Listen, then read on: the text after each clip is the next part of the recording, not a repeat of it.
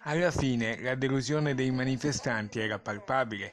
Sono arrivati in una cinquantina con cartelli e striscioni contro il depotenziamento dell'ospedale civile, ma si sono dovuti fermare davanti all'ingresso di Palazzo Ferrofini, accontentandosi di improvvisare un comizio senza poter salire però a Palazzo, dove era in corso la prima seduta di commissione per l'analisi delle schede sanitarie.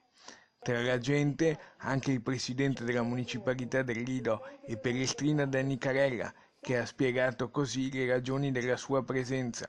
È ancora più importante per le realtà insulari, in particolar modo per le isole più distanti dall'ospedale All'Angelo.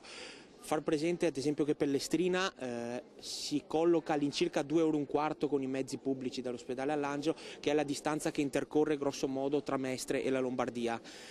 È evidente che le parole che ci sono state in questi giorni sono sicuramente incoraggianti, però adesso devono seguire i fatti.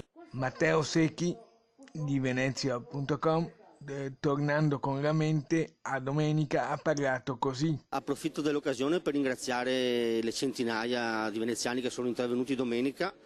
Bisognava dare come cittadinanza una dimostrazione di forza e di coesione.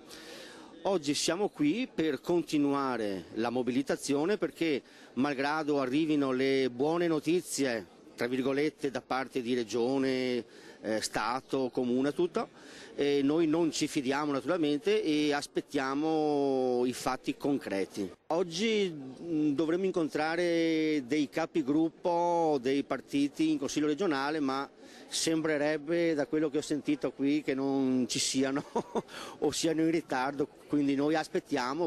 Abbiamo chiesto già lunedì, all'indomani di quella magnifica manifestazione in campo San Giovanni e Paolo, e vorremmo esporre loro tutte le criticità per quanto riguarda le dotazioni delle schede, dei posti letto, delle schede ospedaliere che sono state adottate dalla giunta regionale.